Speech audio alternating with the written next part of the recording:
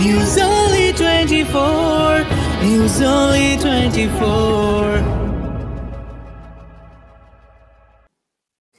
Nigel আক্কারা রচিত ও নির্দেশিত কালা জাদু নাটকের প্রথম শো মঞ্চস্থ হয়ে গেল বেহালার শরৎ সদনে। কোলাহল থিয়েটার ওয়ার্কশপের এটি নবম প্রযোজনা। রাজস্থানের উচ্চবিত্ত মানুষের মৃত্যুতে কেঁদে শোক জ্ঞাপন করার জন্য ভাড়া করা হয় যে মহিলাদের, সেই রুদালিদের নানা সমস্যা, শ্রেণীগত শোষণ ও বঞ্চনার বিরুদ্ধে রুখে দাঁড়ানোর গল্প এই নাটক। 1.5 ঘন্টার এই নাটক নারী সশক্তিকরণের কথা বলে। এই নাটকের বিশেষত্ব হল সাধারণ অভিনেতা অভিনেত্রীদের পাশাপাশি কয়েকজন অ্যাসিড আক্রান্ত ও অটিজম আক্রান্তের অভিনয়। প্রতিটি দৃশ্যের শেষে দর্শকদের মুহুর্মুহু করতালি প্রমাণ করে যে নাটকের কলাকুশলীদের অভিনয় তাদের মুগ্ধ করেছে। নাইজেল আক্কারা বলেন, অ্যাসিড আক্রান্ত ও অটিজম আক্রান্ত মানুষরা সহানুভূতি চায় না। সাধারণ মানুষের থেকে তাঁদের মানসিক শক্তি অনেক বেশি। তাঁদের মধ্যেও প্রতিভা আছে। সেই প্রতিভার বিকাশে সুযোগ করে দিতে হবে। আমি শুধুমাত্র সেই চেষ্টাটাই করেছি। নাটকের মুখ্য চরিত্রে অভিনয় করেছেন শরণ্যা বসু। এছাড়াও অভিনয় করেছেন কাকলি দাস, কল্পনা দাস, মনিকা মণ্ডল, সায়ন্তনী মুখার্জি, প্রিয়াঙ্কা নিয়োগী, আর্য ব্যানার্জি, সত্যনাথ চক্রবর্তী, অর্ক সেন, সুশীল দাস প্রমুখ। এরকম একটা মানে কাহিনী রুদালি, যেটা আমরা প্রথম দেখেছিলাম মহাশ্বেতা দেবীর গল্প, সেই রুদালি ভীষণ হিটও হয়েছিল। তো আপনি কি চিন্তা করে এই একটা গল্প লিখলেন? এবং আমি একটা উমেন এম্পাওয়ারমেন্টের উপর গল্প লিখতে চাইছিলাম এবং করতে চাইছিলাম সেটা নিয়ে কাজ। তো বেসিক্যালি এই রুদালিদের লাইফে কি হয়, তারা বিভিন্ন মানুষের বাড়িতে যখন কেউ মারা যায় সেখানে গিয়ে শোক যাপন করে, সেখানে কান্নাকাটি করে, সেটাই তাদের প্রফেশন, তাদের পেশা সেটা। কিন্তু তাদের লাইফেও তো অনেক রকম দ্বন্দ্ব চলে এবং তাদের মধ্যেও এই উঁচু জাত নিচু জাত অনেক রকম প্রবলেমস তারা ফেস করে। তো এই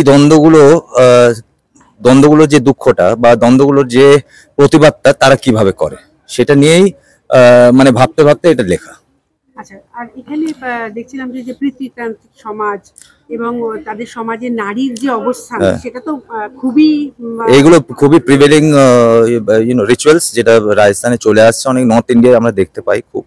এবং সেখানে এই যে ফিমেল জেনোসাইড, কোনো মেয়ে জন্মালে বাড়িতে তারা ঠিক মতন নেয় না, বাল বিবাহ, ছোট বাচ্চাদের বিয়ে হয়ে যায়, এইসব ইস্যু যাদের মধ্যে আছে তারা এই রুদালি টিমের মধ্যে আছে এবং তারা সবাই না মানে নিজের এই অবস্থা থেকে বেরিয়ে আসতে চায় এবং সেটা নিয়েই আমাদের এই গল্পটা।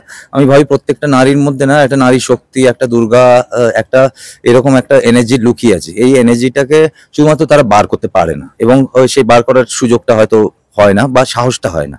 তো সেই নারী শক্তিটাকে জাগ্রত করা এবং সেটাকে নাড়িয়ে তোলার ব্যাপার আছে একটা। এই যে যাদের নিয়ে আপনি আজকে এই নাটক মঞ্চস্থ করছেন, তাদের পারফরমেন্স, তাদের তো এতদিন ধরে তৈরি করেছেন, কি দেখলেন তারা কতটা কি করতে পারছে? তাদের একটা বক্তব্য আছে যে আমার সিম্পাথির জন্য, মানে আমাকে না সিম্পাথাইজ করা দরকার নেই, আমি অ্যাসিড অ্যাটাক সার্ভাইভার, কিন্তু সেটা একটা ঘটনা যেটা আমার জীবনে ঘটেছে। তার মানে এ না যে আমি ট্যালেন্টেড না, তার মানে এ না যে সমাজে আরো 10 জনের সঙ্গে মিশতে পারি না। তো আমি সবই পারি এবং আমার সেটা প্রমাণ করার জন্য আমারও সুযোগ চাই। তো সেটা একটা জিনিস দেখেছি, আমি দেখলাম তারা না আমাদের থেকে অনেক বেশি মোটিভেটেড, আমরা সেটা বুঝতেই পারি না, ঠিক আছে, আমরা শুধু তাদেরকে একটু আলাদা করে দেখি। বাট ওই মোটিভেশন না থাকলে, আমি একটা উদাহরণ বলছি, এখানে একটা দিদি আছে যে দিদির মানে গলায় অ্যাসিড এর প্রবলেম আছে, মানে দাগ আছে। তো ওনাকে বললাম না, যখন তুমি রুদালি সাজবে যে ওড়না পড়তে হয়, তো তুমি না চূর্ণি দিয়ে গলাটা ঢেকে দেবে। তো বলো কেন ঢাকবো, কিসের জন্য, আমাদের লোক আবার কোনো ব্যাপার নেই, ঠিক আছে, আমি আমার যেরকম আছে ওরকমই রাখবো এবং লোকে যদি দেখে তাতে আমার কিছু যায় আসে। আমি শুনেন, আমি নিজেই ভাবলাম আমি মানে ওকে কেন আমার এই নাটকে না ওদের লাইফ, ওদের অতীত বা ওদের কোনো কিছু মানে এটা ফোরকাস করছি না, আমরা দেখাচ্ছি না, ঠিক আছে, আমাদের জানার আজ অব্দি আমি জানি না তাদের কি গল্প। আমি তাদের বলেছি তোমাদের গল্প আমাদের বলার দরকার, আমরা কাজ করবো একসঙ্গে। এবং মানে আজকে অনেক জায়গায় গিয়ে হয়তো লোকেরা সিম্পাথির জন্য তোমার জন্য অনেক কিছু করতে পারে, কিন্তু এখানে তুমি তোমার মানে ট্যালেন্ট দেখাবে, তুমি তোমার কাজ দেখাবে এবং সেই কাজের এগেইনস্টে তুমি যে পারিশ্রমিক পাবে সেটা পাবে। এরা তো প্রফেশনাল নয়, এদের দিয়ে কাজ করানোটা তো একটু মুশকিল না, প্রফেশনাল তো সবাই তো জন্ম থেকে হয় না, শেখে, ট্রেনিং নেয়, তারপরে তো হয়।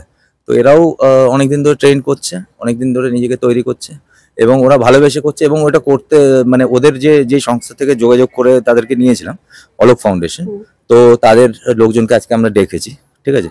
তো তারা বলছে তাদেরকে না অনেক খুশি, মানে তাদের মনে, তাদেরকে দেখে মনে হচ্ছে তারা পুরো অনেক খুশি, ঠিক আছে, তারা হ্যাপি আছে, এটাই অনেক বড় ব্যাপার। শুধু কি অ্যাসিড সার্ভাইভার না? 3 জন অ্যাসিড অ্যাটাক সার্ভাইভার আছে, 2 জন অটিস্টিক ইন্টেলেকচুয়ালি ডিসেবল আছে। তো এবার আমাদের এই প্রজেক্টগুলো ইনক্লুসিভ প্রজেক্ট, মানে এখানে শুধুমাত্র তাদেরকে নিয়ে কাজ করায় না, মানে মেইন স্ট্রিমের অনেকজন থাকে, তাদের আর এদের সবাইকে মিশিয়ে আমরা কাজটা করি। তো সেভাবে ওরা আছে এখানে। কতদিনের প্রশিক্ষণ দিয়েছে? এটা 3.5 মাস, 3.5 মাস, শুধু 3.5 মাস। এবং ওয়ার্কশপ করতে করতে আমাদের স্ক্রিপ্ট তৈরি হয়, ওয়ার্কশপ করতে করতে আমাদের ডায়লগগুলো বসে, তো এগুলো সবই ওয়ার্কশপের মধ্যে হয়। তো দর্শকদের কি বলবেন?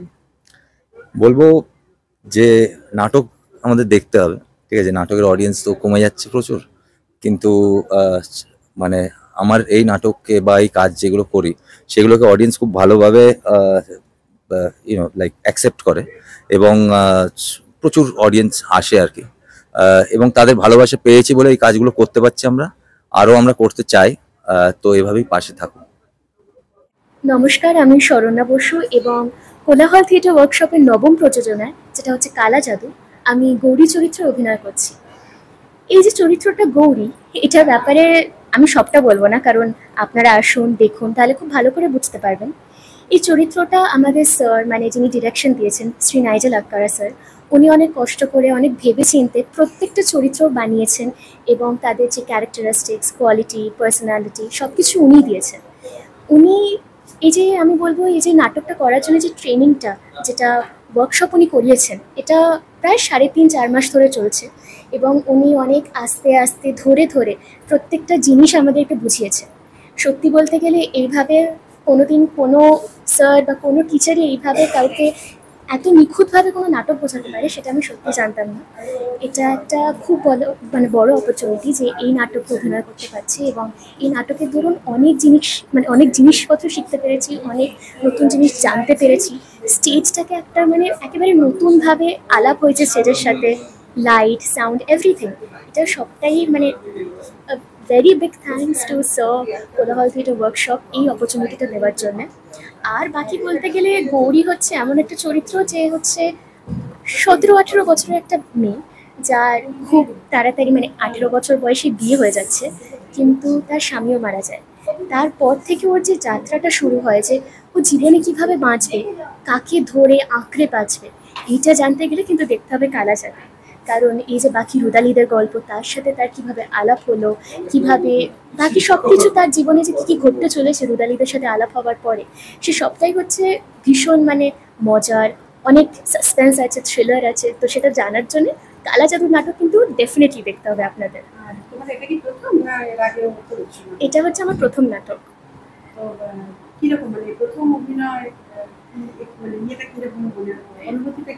যখন প্রথমবার জানতে পারি তখন সত্যি বলতে গেলে প্রচণ্ড ভয় পেয়েছিলাম, কারণ নাটক এমন একটা জিনিস আমি জীবনে ভাবিনি যে করব।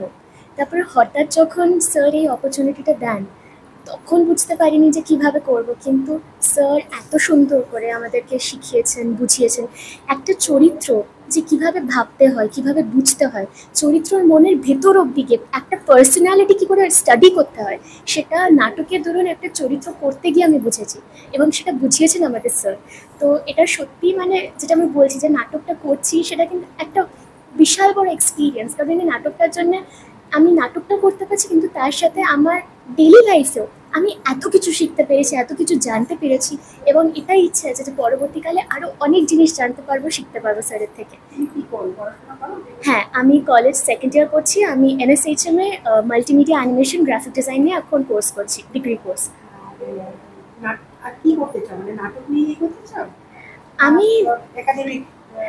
আমি বলতে গেলে অ্যাকচুয়ালি ডিজাইনার হতে চাই, বলতে পারেন যে যেরকম ক্যারেক্টার ডিজাইন হয় ওরকম, বা মডেলিং বা ওই ধরনের, যেটা আমরা অ্যানিমেশনের ক্ষেত্রে বলে থাকি।